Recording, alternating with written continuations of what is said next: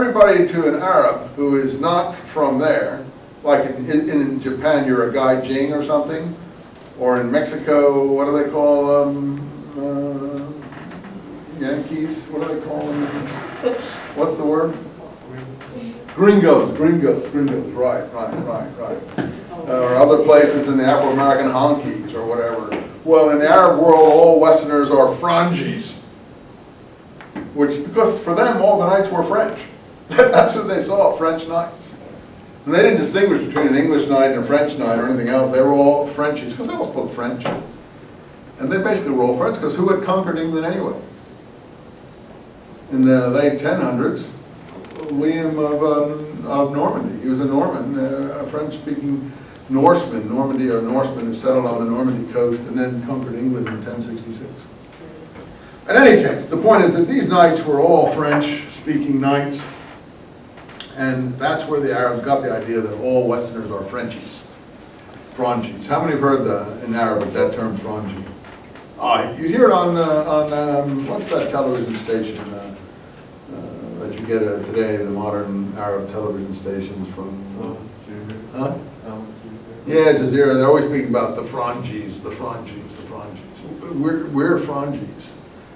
You guys are in my 302 class, like the Western Indians call all of the Western white sort of whatever mixture we are, Wasichus.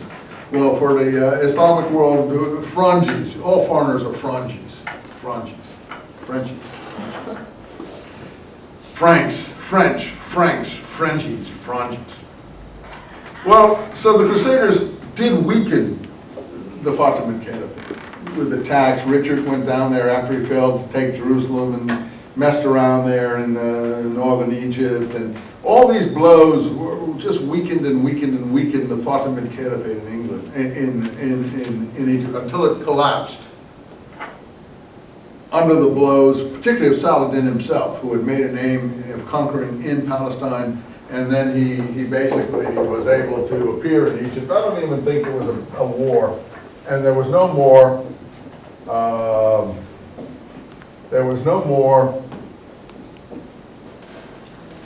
Fatimid Caliphate in Egypt. Around the time of the Crusades, maybe 1200 we're talking about, 1210, something in there.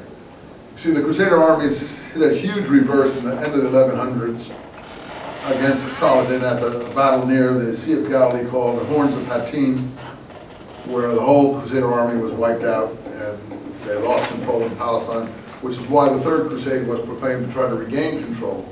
And all the Third Crusade gained control of was the Palestinian coastline. Saladin and Richard made a deal: you keep the coast, don't bother Jerusalem and these other towns inland. And they had some towns in Syria, Edessa and places like that in northern Syria.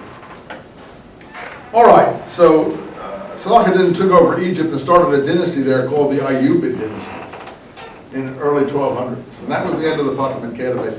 So that's the end of our three caliphates at the same time. Now there's only two.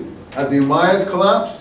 Well, actually the Umayyads had more or less also collapsed in Spain. I'll tell you about that. That happened in the late 1000s also. So in fact, again under the blows of the Crusaders, but also from North Africa, North African groups were swarming into Spain to try to resist the Crusaders in Spain, because the original Crusades were proclaimed in Spain to reconquer Spain. I'll get back to that. In any event, that had really collapsed around the late 1000s too. So the three caliphate scenario is really from around early 900s to late 1000s. But it finishes in 1200 with the collapse of the Fatimids, and then 1257 is definitely finished with the total annihilation of the Abbasids. Oh, we don't have much left. What's left to cover? Well, after the collapse of the Fatimids in Egypt, they were succeeded by Salah ad-Din's people for a couple of generations, not very long, called the Ayyubids. But this didn't seem to work well.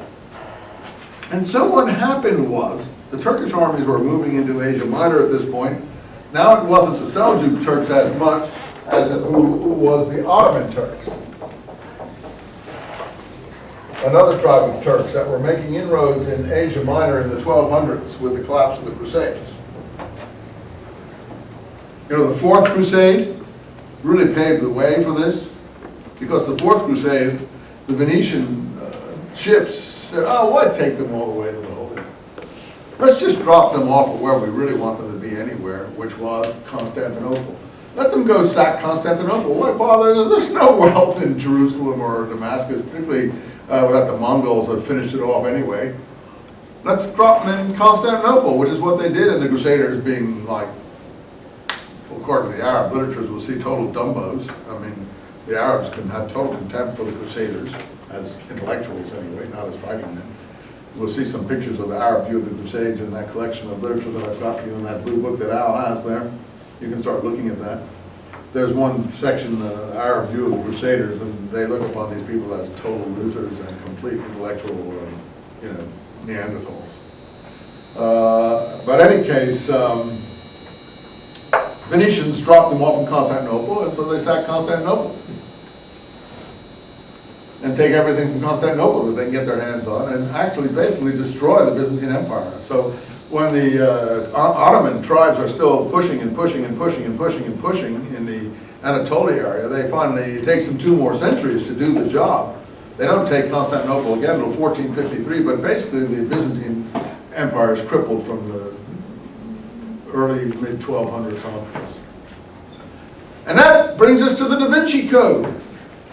Because where did the Shroud of Turin come from?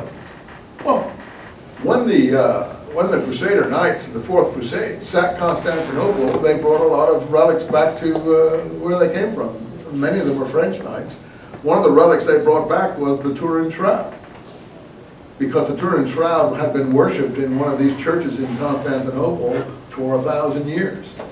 Now they say it's a forgery, but it's not, because we can trace its history back to about 300 AD.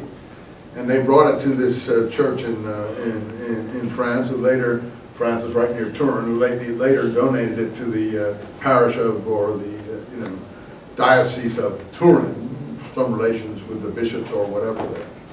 In any case, that's one of the origins of the Shroud of Turin, the Crusader sack of Byzantium in the early 1200s.